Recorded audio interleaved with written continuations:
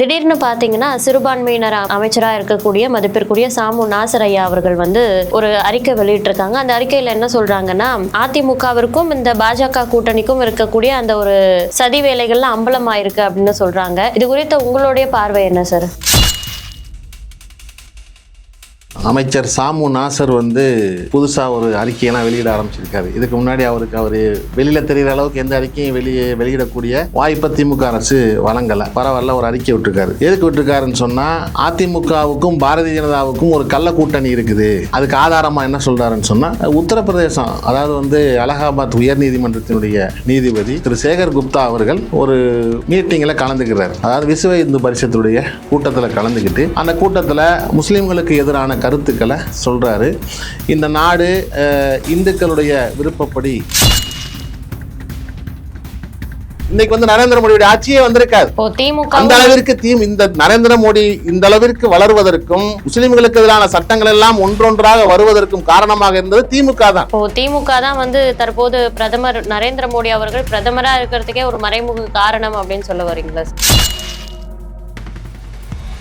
இல்ல, அம்பலப்படுத்துறாரு. ஆனா அவர் அளவுக்கு இல்லையோ அப்படின்ற ஒரு சந்தேகம் தான் நம்மளுக்கு எழுது. ஏன்னா அவர் பேரணிகள் போனது எல்லாமே நம்ம அவர் எதிர்கட்சி தலைவரா இருக்கும்போது என்னென்ன செஞ்சாருன்னு பார்த்திருப்போம். அந்த ஒரு செயல்பாடு தான் குறையுதோ அப்படின்னு நினைக்கிறோம். ஒவ்வொருத்தருக்கும் ஒரு ஸ்டைல் இருக்கும். இப்ப திமுக எதிர்கட்சி தலைவரா இருக்கும்போது நீங்க பாத்தீங்கன்னு சொன்னா, சட்டமன்றத்திலிருந்து வெளியே வரும்போது அண்ணன் ஸ்டாலின் சட்டையை கிழிச்சுக்கிட்டு வந்தார். சட்டையை பட்டுனா கிழிச்சுக்கிட்டு நாங்க எங்களை தூக்கி வெளியே போட்டாங்க, சட்டையெல்லாம் கிழிஞ்சிருச்சுன்னு சொல்லி ஒரு நாடகத்தை அரங்கேற்றினார். அந்த மாதிரி நாடகத்தனமான எதிர்கட்சியாக அதிமுக இல்ல அப்படிங்கிறது உண்மைதான்.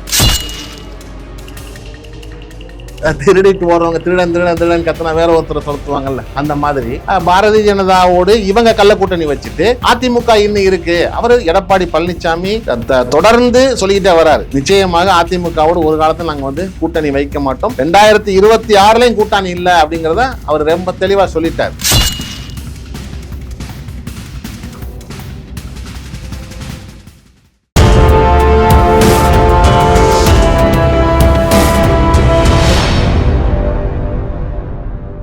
தமிழ் நேயர்களுக்கு வணக்கம். இன்னைக்கு நம்ம கூட மனிதநேய ஜனநாயக கட்சியோட பொதுச் செயலாளராக இருக்கக்கூடிய SS ஆருண் ரஷீத் சார் அவர்கள் தான் இணைஞ்சிருக்காங்க. வணக்கம் சார்.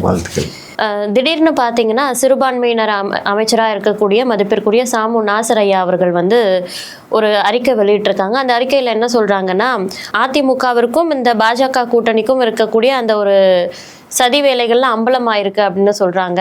இது குறித்த உங்களுடைய பார்வை என்ன சார்? அமைச்சர் சாமு நாசர் புதுசாக ஒரு அறிக்கையெல்லாம் வெளியிட ஆரம்பிச்சிருக்காரு. இதுக்கு முன்னாடி அவர் வெளியில் தெரிகிற அளவுக்கு எந்த அறிக்கையும் வெளியிடக்கூடிய வாய்ப்பை திமுக அரசு வழங்கலை. பரவாயில்ல, ஒரு அறிக்கை விட்டுருக்காரு. எதுக்கு விட்டுருக்காருன்னு சொன்னால், அதிமுகவுக்கும் பாரதிய ஜனதாவுக்கும் ஒரு கள்ள கூட்டணி இருக்குது. அதுக்கு ஆதாரமாக என்ன சொல்கிறாருன்னு சொன்னால், உத்தரப்பிரதேசம் அதாவது அலகாபாத் உயர்நீதிமன்றத்தினுடைய நீதிபதி திரு சேகர் குப்தா அவர்கள் ஒரு மீட்டிங்கில் கலந்துக்கிறார். அதாவது விஸ்வ இந்து பரிஷத்துடைய கூட்டத்தில் கலந்துக்கிட்டு அந்த கூட்டத்தில் முஸ்லீம்களுக்கு எதிரான கருத்துக்களை சொல்கிறாரு. இந்த நாடு இந்துக்களுடைய விருப்பப்படி செல்லணுங்கிறது எங்களுடைய விருப்பம்னு சொல்லி அந்த கருத்தை அவர் வெளிப்படுத்துகிறார். இது நாடு முழுவதும் கடுமையான கண்டனங்களுக்கு உண்டாச்சு. உச்சநீதிமன்றம் கூட அவரை கூப்பிட்டு விசாரிக்கணுங்கிற ஒரு முடிவில் இருக்கிறாங்க.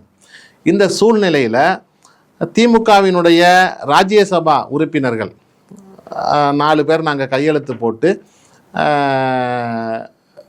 பாராளுமன்றத்தில் அந்த நீதிபதி மேலே விசாரணைக்கு நாங்கள் உத்தரவிடணும்னு சொல்லி ஒரு மனு கொடுத்துருக்குறோம். அதில் 55 பேர் கையெழுத்து போட்டுக்கிறாங்க. இந்தியா கூட்டணியில் உள்ளவங்க எல்லாருமே கையெழுத்து போட்டுக்கிறாங்க. அதில் அதிமுக 4 பேரும் கையெழுத்து போடலை. இதில் இருந்தே பாரதிய ஜனதாவோட கள்ள கூட்டணி அம்பலம் ஆயிடுச்சுன்னு சொல்லி ஒரு கடுமையான அறிக்கையை அவர் வெளியிட்டிருக்கார். அதாவது ஒரு பேசிக் நாலேஜ், அடிப்படை அறிவு கூட இல்லாமல் இந்த அறிக்கை வெளியிடப்பட்டிருக்கிறது. எதை வச்சு சொல்கிறேன்னு சொன்னால், ஒரு கடிதத்தை பாராளுமன்றத்தில் கொண்டு போய் கொடுக்குறாங்க. 55 பேர் கையெழுத்து போட்டு கொடுக்குறாங்க. அதில் அதிமுக கையெழுத்து போடலை. இப்போ நாங்கள் என்ன கேட்குறோன்னு சொன்னால், இந்த கையெழுத்து போட சொல்லி இந்த மாதிரி நாங்கள் ஒரு அறிக்கை கொடுக்க போகிறோம், அதிமுகவினுடைய உறுப்பினர்கள் நீங்கள் கையெழுத்து போடுங்கன்னு சொல்லி அவங்கக்கிட்ட இவங்க கேட்டாங்களா? முதல்ல கேட்காமலே இவங்க ஒரு 55 பேர் கையெழுத்து போட்டு கொடுத்துட்டு அது தமிழ்நாட்டில் அதை வச்சு அரசியல் பண்ணலான்னு சொல்லி இந்த திமுககாரங்க ஒரு மைண்ட் செட்டில் இருக்கிறாங்க. இது ஒரு அடிப்படை கூட இல்லாத ஒரு அறிக்கை. அதிமுக காரங்க என்ன சொல்கிறாங்கன்னு சொன்னால், எங்ககிட்ட கேட்கவே இல்லை, நாங்கள் எப்படி கையெழுத்து போட முடியும், இப்படி ஒரு அறிக்கை கொடுக்க போகிறாங்கங்கிறது எங்களுக்கு தெரியாதுன்னு சொல்லி அவங்க வந்து சொல்கிறாங்க. இதுலேருந்து என்ன தெரியுதுன்னு சொன்னால், அதிமுக மேலே ஏதாவது ஒரு பழியை சுமத்தி சிறுபான்மையின மக்களை, குறிப்பாக முஸ்லீம்களை அதிமுகவிற்கு எதிராக தொடர்ந்து திசை திருப்பி கொண்டே இருக்க வேண்டும் என்பது இவங்களுடைய இப்போதைய நிலை. இது ஏன் இந்த நிலை ஏற்படுதுன்னு சொன்னால், இப்போ திமுகவை பொறுத்த வரைக்கும் நாட்டு மக்கள் மத்தியில் கடுமையான அதிருப்தி போய்கிட்டு இருக்குது. இப்போ வெள்ள நிவாரணமாக இருந்தாலும் சரி, அதாவது விலைவாசி உயர்வு, சொத்து வரி உயர்வு, நிறைய எதிர்ப்புகளை திமுக சந்திச்சுக்கிட்டு வர்றாங்க. அப்போ குறிப்பாக இந்த விஷயங்களை எல்லாம் டைவர்ட் பண்ணுறதுக்காக, திசை திருப்புவதற்காக சிறுபான்மை சமுதாயத்தை குறிவைத்து இந்த விஷயங்கள் அதிமுகவுக்கு எதிராக நடக்கும். ஏன்னா சிறுபான்மை சமுதாயத்தை பொறுத்த வரைக்கும் என்னன்னு சொன்னால், ஒரு விஷயம் பாரதிய ஜனதாவுக்கு எதிராக சொல்லப்பட்டால் அந்த விஷயத்தை கடுமையாக நம்புவதிலும் பரப்புவதிலும் இந்த சிறுபான்மையின மக்கள் ஒரு அப்பாவியாக இருக்கிறார்கள். அதை முழுவதுமாக சரியாக ஆராய தெரியாமல், அதனுடைய பின்னணியை உணராமல், திமுக சொல்லிருச்சுன்னு சொன்னால் வேத வாக்காக எடுத்துக்கொண்டு அப்படியே பரப்பக்கூடிய ஒரு சூழ்நிலை இன்றைக்கு தமிழ்நாட்டில் நிலவுகிறது. அடிப்படை இதுதான். அதிமுக நீங்கள் போய் கையெழுத்து கேட்டீங்களா, அவங்க போடலையா, அல்லது இந்த நீங்கள் கொடுத்துருக்கிற கடிதத்தின் மூலமாக நாளைக்கு பாராளுமன்றத்தில் ஒரு விவாதம் வந்துச்சு, அந்த விவாதத்தில் கலந்துக்கிறாம, அல்லது இந்த நீதி நடவடிக்கைக்கு எதிராக அதிமுக வாக்களிச்சு சிந்தி ஏதாவது ஒரு அந்த காரணம் சொல்லியிருந்தா கூட அதை நாம் வந்து நம்பலாம். வெறும் கடிதத்தை கொடுத்துட்டு அதிமுக கூட்டணியில் இருக்குது, கள்ள கூட்டணி இருக்குன்னு சொல்றது வந்து எந்த விதத்துல நியாயம். பாஜகவுக்கும் அதிமுகவுக்கும் எந்த மாதிரியான ஒரு முரணான போக்கு போயிட்டு இருக்கு அப்படின்றது தமிழக மக்கள் எல்லாருக்குமே தெரியும். இந்த அண்ணாமலை அவர்களுக்கும் அதிமுகவுக்கும் இருக்கக்கூடிய பிரச்சனை எல்லாம் தெரியும். இதெல்லாம் ஓடிட்டு இருக்கும் பொழுது இந்த ஒரு அறிக்கை மூலமா வந்து அதிமுகவுக்கு எதிராக மக்களை திசை திருப்ப முடியும் அப்படின்ற ஒரு வீண் நம்பிக்கை எப்படி வருது சார்? ஏன் நம்பிக்கை வருதுன்னு சொன்னா, திமுக வந்து இப்ப கடுமையான முறையில் இப்ப நான் சொன்ன பொதுவான விஷயங்கள் தவிர்த்து பாரதிய ஜனதாவோடு கள்ள கூட்டணியில் இருக்காங்கிறது கொஞ்சம் கொஞ்சமா அம்பலம் ஆகிக்கிட்டு வருது. நீங்க நாணய வெளியீட்டு விழாவில் ராஜ்நாத் சிங் கூப்பிட்டு வெளியிட வச்சாங்க. இவங்களோட கள்ள கூட்டணி தெரிஞ்சிடும் அவங்க மேல வந்து ஒரு பழியை சுமத்திட்டு, அதாவது திருடிட்டு போறவங்க திருடன் கத்தனா வேற ஒருத்தரை துரத்துவாங்கல்ல, அந்த மாதிரி பாரதிய ஜனதாவோடு இவங்க கள்ள கூட்டணி வச்சுட்டு அதிமுக இன்னும் இருக்கு. அவர் எடப்பாடி பழனிசாமி தொடர்ந்து சொல்லிக்கிட்டே வராரு, நிச்சயமாக அதிமுகவோடு ஒரு காலத்தில் நாங்கள் வந்து கூட்டணி வைக்க மாட்டோம், 2026 கூட்டணி இல்லை அப்படிங்கிறத அவர் ரொம்ப தெளிவாக சொல்லிட்டார். இது வந்து எங்க சிறுபான்மையின மக்கள் வந்து அதிமுக பக்கம் போயிடுவாங்களோ அப்படிங்கிற அச்சத்தில் திமுக தொடர்ந்து இந்த வேலைகளை செஞ்சுக்கிட்டு வராங்க. இன்னைக்கு கூட அமைச்சர் நேரு வந்து ஒரு பேட்டி கொடுக்குறாரு. அதில் கூட என்ன சொல்றாரு, சிறுபான்மையினருக்கு எதிராக அதிமுக போகுது, பாஜகவோட கள்ள கூட்டணி, பாஜகவோட கள்ள கூட்டணிங்கிற செய்தியை சொன்னா தான் தமிழ்நாட்டு மக்கள் அந்த கட்சிக்கு எதிராக திரும்புவார்கள்ங்கிறது எங்களுடைய நோக்கம். அந்த பிரச்சாரத்தை முன்னெடுக்கிறதுல இருக்கிறாங்க. இப்போ திமுக அதிமுக அப்படின்றதெல்லாம் தாண்டி திராவிட கட்சிகள்னாலே வந்து தமிழ்நாட்டுக்கு எதிரானவங்க அப்படின்ற ஒரு போக்கு வந்து மக்கள் மத்தியில நிலவிட்டு இருக்கிறதா நிறைய தகவல்கள்லாம் வெளிவருதுங்களே சார். புரியல, நீங்க திராவிட இல்ல, இப்போ அதிமுக திமுக இதெல்லாம் தாண்டி திராவிட கட்சிகளே வந்து தமிழ் தேசியத்துக்கு எதிராக, தமிழகத்துக்கு எதிராக செயல்படக்கூடியவங்க தான் அப்படின்ற மாதிரியான ஒரு போக்கு மக்கள் மத்தியில இருக்கிறதா பேசப்படுது. அதை நம்ம வந்து பொதுவா அப்படி நம்ம சொல்லிட்டு போயிட முடியாது. இன்னைக்கு வந்து சுதந்திரம் அடைந்த காலத்திலிருந்து அல்லது தமிழ்நாடு உருவான காலத்திலிருந்து இன்னைக்கு வந்து தமிழ்நாடு முன்னணி மாநிலமாக நிகழ்ந்து கொண்டிருக்கு. எல்லாத்துலையும், கல்வியில, எல்லா வகை விழிப்புணர்வுல, பகுத்தறிவுல, எல்லா வகையிலையும் வந்து தமிழ்நாடு வந்து ஒரு முன்னணி மாநிலமாக இருந்து கொண்டிருக்கின்றது. இப்படிப்பட்ட தமிழ்நாட்டை நீங்கள் பார்த்தீங்கன்னு சொன்னால் முழுவதுமே காங்கிரஸ்க்கு அடுத்தபடியாக திராவிட கட்சிகள் தான் ஆண்டுக்கிறாங்க. அது பொதுவாக அந்த மாதிரி நம்ம சொல்லிட்டு நகர்ந்துட முடியாது. இப்போ வந்து சாமு நாசர் அவர்கள் வெளியிட்டிருக்க இந்த அறிக்கையில் வந்து அந்த ஒரு இதுக்கு ஆதரவு தெரிவித்தது, அதாவது அந்த நீதிபதிக்கு எதிராக எதிர்ப்பு நடவடிக்கைகள் எடுக்கிறதுக்கு ஆதரவு தெரிவித்தது வந்து அதிமுகவுக்கும் சிறுபான்மையினருக்கும் உடனான முரணான போக்கு காட்டுது அப்படின்னு வந்து மக்களை திசை திருப்பும் முயற்சியை இவங்க சொன்னாலும், இதற்கு முன்னாடி பார்த்தீங்கன்னா சிஏஏவை வந்து குடியுரிமை சட்டத்தை அதிமுக ஆதரிச்சிருக்காங்க. இது வந்து சிறுபான்மையினருக்கும் இல்லை தமிழக மக்களுக்கும் எதிரான ஒரு போக்கு தானே காட்டுறதா பார்க்கப்படுது. நிச்சயமா வந்து இந்த சிஏஏ பொறுத்த வரைக்கும் என்னன்னு சொன்னா, முஸ்லீம்களுக்கு எதிரான ஒரு சட்டம்னு சொல்லி ஒரு பிம்பம் கட்டமைக்கப்படுது. சிஏஏ பொறுத்த வரைக்கும் பொதுவாக இதனால் அதிகமான மக்கள் பாதிக்கப்படுவாங்க. முஸ்லீம்கள் மட்டும் பாதிக்கப்படுறது வந்து சொல்கிறது தவறு, இந்துக்களே பாதிக்கப்படுவாங்க.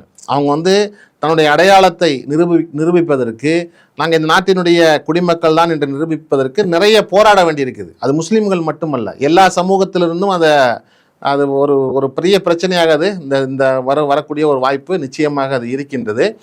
அதிமுக வந்து பாரதிய ஜனதாவோடு கூட்டணி வைத்திருக்கும் பொழுது இப்படிப்பட்ட ஒரு சட்டத்திற்கு ஆதரவளித்தது கடுமையாக கண்டிக்கத்தக்கது. நாட்டு மக்களுக்கு எதிரான ஒரு சட்டத்தை ஆதரித்தது கடுமையாக கண்டிக்கத்தக்கது. நாங்களும் மனிதநேய ஜனநாயக கட்சியும் கண்டனத்தை பதிவு செஞ்சுருக்கிறாங்க. அவங்க அதற்கு பின்னால் அதில் இருக்கக்கூடிய தீங்குகளை எல்லாம், அதில் இருக்கக்கூடிய மக்களுக்கு எதிரான அந்த போக்குகளை எல்லாம் அறிந்த பின்னால் அதிமுக அதிலிருந்து பின்வாங்கி இருக்கிறது. சிஏஏ சட்டத்தை நாங்கள் அமல்படுத்த விடமாட்டோம் அப்படின்னு சொல்லி கடுமையான அறிக்கை தெரிவிச்சுட்டு அதுக்கப்புறம் இவங்க வந்து கூட்டணியில இருக்கும் பொழுது அந்த நிலை அவங்களுக்கு ஏற்பட்டிருக்குது. அவங்க அந்த நேரத்தில் உள்ள சந்தர்ப்ப சூழ்நிலைகள்ல அவங்க பண்ணியிருக்கிறாங்க. பண்ணது மிகப்பெரிய தப்பு. ஆனால் ஒரு தவறு செய்துவிட்டு அந்த தவறிலிருந்து வெளியே வந்து அந்த தவறு மீண்டும் நடக்க நாங்கள் அனுமதிக்க மாட்டோம் என்று சொல்லும் பொழுது நாம வந்து அதை மறுபடியும் மீண்டும் நம்ம வந்து கடுமையாக அதை வந்து விமர்சிக்கிட்டு இருக்க முடியாது. இதை விட முஸ்லீம்களுக்கு எதிரான மிக கடுமையான சட்டம் பொது சிவில் சட்டம். இந்தியாவை பொறுத்த வரைக்கும் சரியத் சட்டம், அதாவது வந்து தனிநபர் சட்டம், தனியார் சட்டம் வந்து முஸ்லீம்களுக்கு, கிறிஸ்தவர்களுக்கு, சீக்கியர்களுக்கு என்று சில சட்டத்தில், சிவில் சட்டத்தில் சில விதிமுறைகள் தகர்த்தப்பட்டிருக்குது. அவங்க வந்து சரியத் சட்டப்படி முஸ்லீம்கள் வாழலாம். அதே மாதிரி சீக்கியர்கள், கிறிஸ்தவர்கள் அவங்க சட்டப்படி திருமணம் செய்வதற்கு, உடல் அடக்கம் செய்வதற்கு, இந்த மாதிரி சொத்து பிரிவினை இதுகளுக்கெல்லாம் தனியான சட்டங்கள் கொடுத்திருக்கிறாங்க. அந்த அடிப்படையில் சரியத் சட்டம் இஸ்லாமியர்கள் மிக வலிமையாக உயிரிலும் மேலான மதிக்கக்கூடிய அந்த சரியத் சட்டத்திற்கு எதிராக பாரதிய ஜனதா அரசாங்கம் பொது சிவில் சட்டம் கொண்டு வந்தாங்க 2001. நல்லா கவனிக்கணும். அந்த 2001 பொது சிவில் சட்டத்தை ஆதரிச்சது திமுக. ஆதரிச்சு ஓட்டு போட்டாங்க. முஸ்லிம்களுக்கு எதிராக முஸ்லிம்கள் உயிரினும் மேலாக மதிக்கக்கூடிய ஒரு சட்டத்தை நீக்க வேண்டும், பொதுவான சிவில் சட்டம் கொண்டு வர வேண்டும் என்று 2001 ஆதரிச்ச கட்சி திமுக கட்சி. இது வந்து வைகோ சாட்சியா இருக்காரு. இன்னைக்கு வைகோ பேசக்கூடிய அந்த வீடியோ சமூக வலைதளங்கள்ல நிறைய பகிரப்பட்டு வருது. அந்த அளவிற்கு வந்து முஸ்லீம்களுக்கு எதிராக நின்ற கட்சி திமுக. இன்றைக்கு வந்து நம்ம நரேந்திர மோடி நாட்டு மக்களுக்கு எதிராக நிற்கிறாரு, இஸ்லாமியர்களுக்கு எதிராக நிற்கிறான்னு சொல்லி திமுக இவ்வளவு பிரச்சாரம் பண்றாங்க. குஜராத் கலவரம் நடக்கும்போது, குஜராத்தில் 3000 முஸ்லீம்கள் படுகொலை செய்யப்பட்ட போது பாராளுமன்றத்தில் தீர்மானம் கொண்டு வந்து நரேந்திர மோடிக்கு எதிராக அந்த நேரத்தில் நடவடிக்கை எடுத்திருந்தோன்னு சொன்னா, அந்த நேரத்தில் குஜராத் அரசை கலைச்சிருந்தோன்னு சொன்னா, இந்த திமுக அதில் உறுதியாக வலுவாக இருந்துருச்சுன்னு சொன்னா நரேந்திர மோடி அப்பவே தண்டிக்கப்பட்டிருப்பார். இன்னைக்கு நரேந்திர மோடி பிரதமராக வந்து உட்கார வேண்டிய வாய்ப்பு இருந்திருக்காது. அப்ப அந்த நேரத்திலேயே வாய்ப்புகளை எல்லாம் நரேந்திர மோடியை நாங்க வந்து பக்கத்து மாநிலத்து பிரச்சனை நாங்க எப்படி பேச முடியும்னு சொல்லி கலைஞர் கேட்டார். பக்கத்து மாநிலத்தினுடைய அடுத்த மாநிலத்துடைய பிரச்சனைகளை நாங்கள் எப்படி எழுப்ப முடியும்னு சொல்லி கலைஞர் கேட்டார்.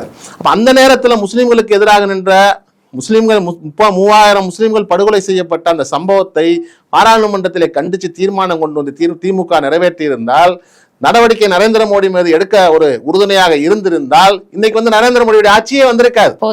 அந்த அளவிற்கு இந்த நரேந்திர மோடி இந்த அளவிற்கு வளர்வதற்கும் முஸ்லிம்களுக்கு எதிரான சட்டங்கள் எல்லாம் ஒன்றொன்றாக வருவதற்கும் காரணமாக இருந்தது திமுக தான். திமுக தான் வந்து தற்போது பிரதமர் நரேந்திர மோடி அவர்கள் பிரதமரா இருக்கிறதுக்கே ஒரு மறைமுக காரணம் அப்படின்னு சொல்ல வரீங்களா சார்? கண்டிப்பா. அதை வந்து 20 வருஷத்துக்கு முன்னாடி இவங்க அந்த நடவடிக்கை எடுத்திருந்தாங்கன்னா இன்னைக்கு பிரதமர் மோடி வந்திருக்க மாட்டார், வேற யாராவது வந்திருக்கலாம். முஸ்லிம்களுக்கு எதிராக, சிறுபான்மையினருக்கு எதிராக தீவிரமாக செயல்படக்கூடிய, தமிழர்களுக்கு எதிராக தீவிரமாக செயல்படக்கூடிய இன்னைக்கு மோடி வந்திருக்க வாய்ப்பு இல்லை அங்கிறத எங்களுடைய கருத்து. இந்த சாமு நாசர் வெளியிட்டிருக்கக்கூடிய அந்த அறிக்கைக்கு ஆதரவு தெரிவித்து நிறைய பேர் கையெழுத்து போட்டிருக்காங்க. ஆனால் ஆக மொத்தம் நம்ம பார்த்தோம்னா இந்த இந்தியா கூட்டணியிலே வந்து ஒரு 120 கட்சிகள் கிட்ட இருக்காங்க. ஆதரவு தெரிவிச்சிருக்கிறது எத்தனை பேர் அப்படின்னு பார்த்தோம்னா 55 கட்சிகள் தான் ஆதரவு தெரிவிச்சிருக்காங்க. இப்போ மீதி பேருக்குலாம் இதில் உடன்பாடு இல்லைங்களா சார்? அதைத்தான் நாங்களும் கேட்குறோம். இப்போ என்னன்னு சொன்னால், இவ்வளவு ஒரு தீவிரமாக ஒரு போர்க்குணத்தோட கேள்வி எழுப்பக்கூடிய அண்ணன் சாமு நாசர் அவர்கள் 4 பேர் நாங்கள் கையெழுத்து போட்டுருக்குறாங்க திமுக காரங்க, அதிமுக போடலைன்னு சொல்கிறாங்கல்ல. இப்போ மதிமுகவினுடைய அண்ணன் வைகோ இருக்கிறாரு, வைகோ கையெழுத்து அதில் இல்லை. அப்போ வைகோவுக்கும் மதிமுகவுக்கும் பாரதிய ஜனதாவுக்கும் கள்ள கூட்டணி இருக்குதுங்கிறத நாசர் ஒத்துக்குருவாரா? இது மாதிரி வந்து மற்ற இப்போ சிவா, திருச்சி சிவா இருக்கார், அவர் தான் அந்த பாராளுமன்ற கமிட்டியினுடைய தலைவர். அந்த திருச்சி சிவாவினுடைய கையெழுத்து அதில் இல்லை. அப்போ திருச்சி சிவாவுக்கும் பாரதிய ஜனதாவுக்கும் கள்ள கூட்டணி இருக்குதுன்னு சொல்லி சாமு நாசர் சொல்ல வர்றாரா? அந்த அறிக்கையில் அவர் என்ன சொல்ல வர்றாருங்கிறத எங்களுக்கு தெரியலை. அப்போ அண்ணன் வைகோவுடைய கையெழுத்து இல்லை, திருச்சி சிவாவுடைய கையெழுத்து இல்லை, இவங்க யாருடைய கையெழுத்தும் இல்லை. இது ஏன் இந்த மாதிரி நீங்கள் 4 பேர் தானே போட்டுருக்கிறீங்க, மிச்சம் இருக்கக்கூடிய 8 பேர் எங்கன்னு சொல்லி கேட்கும் பொழுது அந்த உறுப்பினர் அப்துல்லா சொல்லியிருக்காரு, இதை நாங்கள் எல்லா கட்சியும் போடணுங்கிறதுக்காக நாங்கள் குறைஞ்சதாக போட்டுக்கிட்டோம் அப்படின்னு சொல்லி சொல்கிறாரு. எல்லா கட்சியும் 100க்கும் மேற்பட்ட கையெழுத்து வாங்கலாம், எவ்வளோ கையெழுத்து வேணாலும் நீங்கள் வாங்கலாம். 55 கையெழுத்தோட லிமிட்டாக இருக்கணும்னு யாரும் சொல்லலை. நீங்கள் எல்லாரும் கையெழுத்து போடுங்க, எல்லாரையும் கூப்பிட்டு வச்சு கேளுங்க. இப்போ தமிழ்நாட்டினுடைய பல்வேறு பிரச்சனைகளை பாராளுமன்றத்தில் தமிழ்நாட்டினுடைய அனைத்து கட்சி எம்பிக்கள் சேர்ந்து பல நேரங்களில் கடிதம் கொடுத்துருக்குறாங்க, தீர்மான நகல்கள் கொடுத்துருக்குறாங்க. அது மாதிரி அந்த நேரத்தில் என்ன நடைமுறை, ஒரு கூட்டம் கூட்டுவாங்க, ஆலோசனை செய்வாங்க, எல்லாரும் சேர்ந்து கையெழுத்து போடுவாங்க, அல்லது ஒரு கமிட்டி அமைச்சு எல்லாத்தையும் கையெழுத்து வாங்குவாங்க. அந்த மாதிரி ஏதாவது ஒரு கமிட்டி அமைச்சு எல்லாத்தையும் கையெழுத்து கேட்டாங்களா, அல்லது அப்படி ஒரு கூட்டம் நடந்துச்சா? எதுவுமே போடாமல் இவங்களாவே ஏதோ ஒரு 55 பேர்கிட்ட கையெழுத்து வாங்கிட்டு அதில் அதிமுக கையெழுத்து போடலன்னு சொல்றது ரொம்ப அது நகைப்புக்குரியதாக இருக்குது. கூட்டணி கட்சியை கேட்கல, எதை சொன்னாலும் நம்புவாங்க. இந்த மாதிரி பாரதிய ஜனதா பாத்தீங்களா, கள்ள கூட்டணியை பாத்தீங்களான்னு சொன்ன உடனே அது ஒரு வைரல் ஆகும். அதனால நமக்கு இவர் நம்முடைய முதலமைச்சர்கிட்ட நமக்கு ஒரு நல்ல பேர் கிடைக்குன்னு சொல்லி நாசர் நினைச்சிருக்காரு. நிச்சயமா அது கிடைக்காது. அது நெகட்டிவ்ல தான் போய் முடியும். ஒவ்வொருத்தரும் சிந்திக்கக்கூடியவர்கள். நீ என்னதான் பரப்பி அது வைரல் ஆக்கினாலும் சரி, உங்களுடைய ஐடிவிங்க வச்சு சமூக வலைதளங்களில் பரப்புனாலும் தமிழ்நாட்டினுடைய மக்கள் சிந்திக்கக்கூடியவர்கள், நிச்சயமாக சிந்திச்சு செயல்படக்கூடியவர்கள். நீங்க உங்களுடைய குற்றங்களை, உங்களுடைய தவறுகளை, தமிழ்நாட்டில் இருக்கக்கூடிய இன்னைக்கு எல்லா இடங்களும் இன்னைக்கு போராட்டம் நடக்குது. சரியான முறையில் வெள்ள நிவாரண நிதி தரலன்னு சொல்லி தமிழ்நாடு முழுவதும் பெரும் பெரும் போராட்டங்கள், மக்கள் எல்லாம் சாலை மறியல் பண்ணிக்கிட்டு இருக்கிறாங்க. எல்லாத்தையுமே டைவர்ட் பண்றதுக்காக நீங்க வேற ஒரு பக்கம் இதை திசை திருப்பாதீங்க. சிறுபான்மையின மக்களுக்கு ஆதரவாக திமுக இருப்பது போல அதிமுக ஏதோ எதிராக இருப்பது போன்ற ஒரு கட்டமைக்காதீங்க. இன்னைக்கு சாமு நாசருக்கே நாளைக்கு வேற ஒரு நிலைமை வரலாம். அவர் முதல் 2 வருஷம் அமைச்சராக இருந்தார், 3ஆவது வருஷம் அமைச்சராக இல்லையே. ஏன் அமைச்சராக இல்லை? 3ஆவது வருஷம் சாமு நாசரை ஏன் நீங்க உங்க அமைச்சர்லாம் தூக்குனீங்க? குற்றச்சாட்டுகள் வந்துச்சு. இன்னைக்கு செஞ்சி மஸ்தான் அமைச்சராக இல்லை. ஏன் இல்லை? அவர் மகன்கள்லாம் கட்சிகளை ரொம்ப இது காட்டினாங்க, அமைச்சராக இல்ல சொல்லி சொல்றீங்க. அப்ப சிறுபான்மையின அமைச்சர்களுக்கு எதிரான நடவடிக்கைகளை திமுக கடுமையா எடுக்குது. அதை எதிர்த்து யார் பேசுறா? ஏன் அமைச்சர் செஞ்சி மஸ்தானை நீங்க நீக்கினீங்க, ஏன் நாசரை நீக்கினீங்கன்னு சொல்லி யாரு கேட்கறது? யார் இருக்கிறா? யாருமே இல்ல. உங்களுக்கு எதிராக நடவடிக்கை எடுத்தாலும் நாங்க தான் பேசணும். உங்களுக்கு எதிரான நடவடிக்கைகள் எடுத்தாலும் நீங்க திமுக எங்களுக்கு ஆதரவா இருக்கும் நீங்க சொல்றீங்க. ஆனா உங்க மேல நடவடிக்கை எடுத்து மறுபடியும் அமைச்சர் பதவி கொடுத்துருக்காங்க. இன்னைக்கு செஞ்சி மஸ்தான் மேல தூக்கி இருக்கிறாங்க. அப்ப நீங்க அமைச்சராக இருக்கக்கூடாது, உங்க மேல குற்றச்சாட்டு இருக்குன்னு செந்தில் பாலாஜியை விட இவங்க பெருங்குற்றம் பண்ணிட்டாங்க. அமைச்சர் செந்தில் பாலாஜியை விடவா இவங்க பெருங்குற்றம் பண்ணிட்டாங்க? அவங்க சிறையில் இருக்கும் போது கூட அமைச்சராக நீடிச்சாரா இல்லையா? அமைச்சர் செந்தில் பாலாஜி சிறை சென்ற பிறகும் கூட கிட்டத்தட்ட நிறைய மாதங்கள் அவர் அமைச்சராக நீடிச்சார். அதை விட மோசமான குற்றங்களை இந்த நாசரும் செஞ்சி மஸ்தானும் செஞ்சிட்டாங்களா? அப்ப திமுகவை பொறுத்த வரைக்கும் இந்த முஸ்லிம் சமுதாயத்தை, சிறுபான்மையின சமுதாயத்தை கிள்ளுக்கீரையாக பயன்படுத்த அது நினைக்கிறது. அமைச்சராக இருந்தாலும் சரி, யாரா இருந்தாலும் சரி, ஈஸியா நடவடிக்கை எடுத்து தூக்கி போட்டு போயிடுவாங்க. ஏன்னு கேட்டா யாரும் கேட்க மாட்டாங்க. ஏன்னா திமுக முஸ்லிம்களுடைய பாதுகாவலர். அது ஒரேடியா பாரதிய ஜனதாவை நாங்க தான் கடுமையாக எதிர்ப்போங்கிறத அவங்க சொல்லி மக்கள் மத்தியில் அப்படி ஒரு இது பண்ணி வச்சிருக்கிறாங்க. அதாவது மூளைச்சலவை செய்து வச்சிருக்கிறாங்க. இப்ப செந்தில் பாலாஜி அமைச்சரவை பதவி ஏத்தாங்கல்ல, செந்தில் பாலாஜி ஜெயிலிருந்து வெளியே வந்ததுக்கு பின்னாடி அமைச்சரவை பதவி ஏத்தாங்க. RN ரவி பண்ணி வச்சார். இதுக்கு முன்னாடி திமுக அமைச்சர்களை பதவியேற்பு விழாவுக்கு பதவியேற்கும் பொழுது எதிர்ப்பு தெரிவித்த RN ரவி ரொம்ப சுலபமா அழகா பண்ணி வச்சுட்டார். ஏன்? அதுக்கு முந்தின நாள் போய் பிரதமர் மோடியை சந்திச்சார். யாரு? நம்முடைய தமிழ்நாட்டினுடைய முதலமைச்சர் பிரதமர் மோடியை சந்திச்சு என்ன பேசினாரு? அப்ப அவங்களுடைய கள்ள கூட்டணி என்ன? இதெல்லாம் கேள்வி எழுதுல. நீங்க பிரதமரை சந்திச்சுட்டு வந்ததுனாலதான் இங்க அமைச்சரவை சுமூகமான முறையில பதவியேற்பு விழா நடந்துச்சுன்னு நாங்க சொல்றோம். இப்போ ஆல்ரெடி என்ன சொல்லிருக்காங்கன்னா, திமுக கூட்டணி கட்சிகளுக்கும் திமுகவிற்கும் நிறைய உட்கட்சி பூசல் இருக்கு அப்படின்ற தகவல் எல்லாம் வந்துட்டு இருக்கு. ஆனா மேலோட்டமா எல்லாரும் அது உண்மை இல்லைன்னு சொல்லிட்டு இருக்காங்க. இந்த ஒரு அறிக்கைக்கு ஆதரவு தெரிவிக்காத மற்ற கட்சிகளை பார்க்கும்போது அந்த உட்கட்சி பூசல்ன்ற கதையெல்லாம் உண்மைதானோ அப்படின்ற ஒரு சந்தேகம் எழுதல சார். அதாவது பூசி மூழ்கக்கூடிய வேலைகள் தான் நடக்குது. அதிமுகவினுடைய பொதுச் செயலாளர் நீங்கள் விரும்பக்கூடிய சிறப்பானதொரு வலுவானதொரு கூட்டணியை நான் அமைப்பேன்னு அவர் சொல்லிக்கிட்டே இருக்காரு. புரியுதா உங்களுக்கு? திமுகவை பொறுத்த வரைக்கும் நாங்கள் கொள்கை கூட்டணின்னு சொல்லிக்கிட்டே இருக்கிறாங்க. என்ன கொள்கை கூட்டணி? அதாவது ஒன்றும் இல்லை. இப்போ 2 நாளைக்கு முன்னாடி அண்ணன் வேல்முருகன் ஒரு அறிக்கை கொடுத்தார், தொலைக்காட்சிகளில் பேட்டி கொடுத்து திமுக அரசுக்கு எதிரான மிக கடுமையான விமர்சனங்களை வச்சார். யாரும் மதிக்கிறது இல்லை, கூட்டணி கட்சி தலைவர்களை மதிக்கிறது இல்லைன்னு சொல்லி அவர் ஒரு பேட்டியை கொடுத்தாரு. எல்லா கூட்டணி கட்சி தலைவர்களுக்கும் அதுதான் நிலைமை. கூட்டணி வைக்கிறதுக்கு முன்னாடி திமுகவினுடைய தலைமையிலிருந்து கூட்டணி கட்சி தலைவர்களுக்கு பேசினாங்க. இப்போ எங்க மாவட்டத்துக்கு ஆய்வுக்கு வந்தாலும் ஏதாவது ஒரு பிரச்சனை சம்பந்தமா பேசுறதுக்கு வந்தா கூட அங்கே இருக்கக்கூடிய சட்டமன்ற உறுப்பினர்களுக்கு தகவல் கொடுப்பதில்லை. கூட்டணி கட்சி தலைவர் என்ற அடிப்படையில் கூட எங்ககிட்ட அமைச்சர்கள் பேசுறதில்லை. அமைச்சர் வீட்டினுடைய வேலைக்காரர்கள் பேசுறாங்க, அவங்களுடைய பிஏக்கள் பேசுறாங்க அப்படின்னு சொல்லி இன்னைக்கு வேல்முருகன் ஒரு பெரும் குற்றச்சாட்டை வச்சிருக்கிறாரு. இதே நிலைதான் எல்லாருக்குமே இருக்குது. திமுக கூட்டணியில் இருக்கக்கூடிய அத்தனை கட்சி தலைவர்களுக்கும் இதே நிலைமை நீடிக்குது.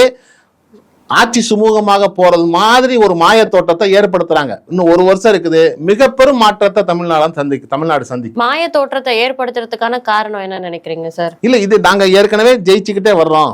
2021 ஜெயிச்சிட்டோம், இப்ப 24 ஜெயிச்சிட்டோம், 26 ஜெயிப்போங்கிற சொல்றதுக்காக இவங்க ஒரு பண்ணிக்கிட்டே வர்றாங்க. ஆனால் 2021 மிக குறைந்த வாக்கு வித்தியாசத்துல இவங்க வெற்றி பெற்றுக்கிறாங்க. நேற்று பொதுக்குழுல கூட அதிமுகவினுடைய பொதுச் செயலாளர் சொல்லி காட்டாங்க, வெறும் 50,000 ஓட்டுல நாங்க 23 தொகுதியை இழந்தோம், மொத்தம் 50,000 ஓட்டு நாங்க எடுத்திருந்தோம்னு சொன்னா 23 எம்எல்ஏக்கள் இன்னைக்கு உள்ளக்க இருப்பாங்கன்னு சொல்லியிருக்காரு. ஓட்டு டிஃபரன்ஸ் 2 லட்சம் தான் சொல்லியிருக்காரு. ஓட்டு டிஃபரன்ஸ் 2 லட்சம் தான் சொல்லியிருக்கிறாங்க. பாராளுமன்றத்தை பொறுத்த வரைக்கும் எல்லாத்துலயும் இவங்க திமுக கூட்டணி வந்துன்னு சொன்னா காங்கிரஸுக்கு பின்னாடி இவங்க இருந்ததுனால வந்தாங்க. காங்கிரஸுக்கு பின்னாடி இவங்க இல்லைன்னு சொன்னா இந்த 40 தொகுதியில் இவங்க வெற்றி பெற்றிருக்க முடியாது. காங்கிரஸுக்கு பின்னால ஒளிஞ்சு கிடந்து வந்ததுனால தமிழ்நாட்டு மக்களை பொறுத்த வரைக்கும் பொதுவா பாரதிய ஜனதாவினுடைய அந்த தீவிர மதவாத போக்கை தமிழ்நாட்டு மக்கள் விரும்ப மாட்டார்கள். பாரதிய ஜனதாவுக்கு எதிராக வர வேண்டிய வாக்குகள் தான் அது காங்கிரஸுக்கு எப்பவுமே போகும். அப்படி காங்கிரஸின் பின்னால் நின்னதுனாலதான் திமுகவுக்கும் அது சேர்ந்து வந்துச்சு. அதனாலதான் இந்த திமுக 2024 பாராளுமன்ற தேர்தலில் முழு வெற்றியை பெற முடிஞ்சிச்சே தவிர நிச்சயமாக 2026 மிக கடுமையான ஒரு தோல்வியை திமுக சந்திக்கும். இப்போ இது அதிமுகவோட ஆதரவு நிலைப்பாட்டை காட்டுது இந்த அறிக்கை மூலமா சாமு நாசர் சொல்ல வராரு அப்படின்னு நீங்க அதிமுகவுக்கு ஆதரவா இருக்கக்கூடியவங்க நிறைய பேர் பேசுறாங்க.